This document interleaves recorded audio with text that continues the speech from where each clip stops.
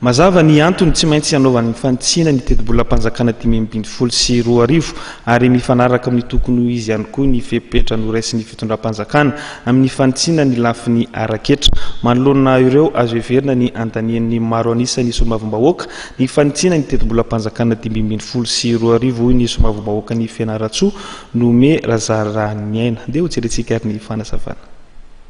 Ny recette fiscale na ny etra recette douanière na ny vola azo amin'ny abatseranana, recette minière na ny vola azo avy amin'ny arenakibon'ny tany dia nidina avokoa.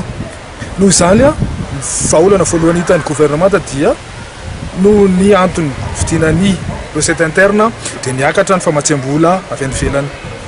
Ao ny présentena teo ny détail momba an'izany. Ny faharoa manaraka an'izay dia ny zava-dehibe zany dia hoe ny secteur social no important indrindra ho an'ny gouvernemanta amin'io loi de finance rectificative 2015 io. Voalohany ao anatin'izany dia ny secteur éducatif, secteur ny rano, secteur ny vahoaka ankapobeny ary indrindra ny secteur ny fahasalamam-bahoaka.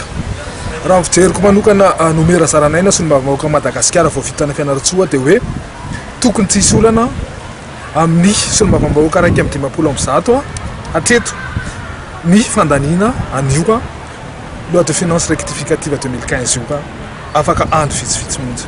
Fijeriko manokana ao anatin'ny majorité présidentielle fa sarotra kosa ho zay hoe tenako tanora anokatra orinasa dia efa andohetra sady nefa izay ny prévu ao ny nouvelles entreprises ozy izy dia efa andohetra. Sarotra be zany tsy ampandrosony toe-karenantsika zany satria mbola tsisy akory any ny tombom-barotra ho azon'ny lempandraraha dia efa ametrana hoetra sady.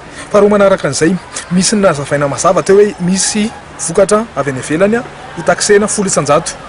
Nijerenay manokana mihitsy hoe inona daholo zany zavatra zany satria eritrereto sanatrihan'ny vava hoe PPN na fiainana andavanandro menaka ny vary ny sakafo ny vahoaka malagasy fe no taksena 100% dia tsy mety. Ay kosa rehefa nidinihana ilay izy dia produit zay tsy mifanentana amin'ny filan'ny vahoaka andavanandro fa zavatra secteur somary tsy dia mifandraika amin'ny filan'ny vahoaka.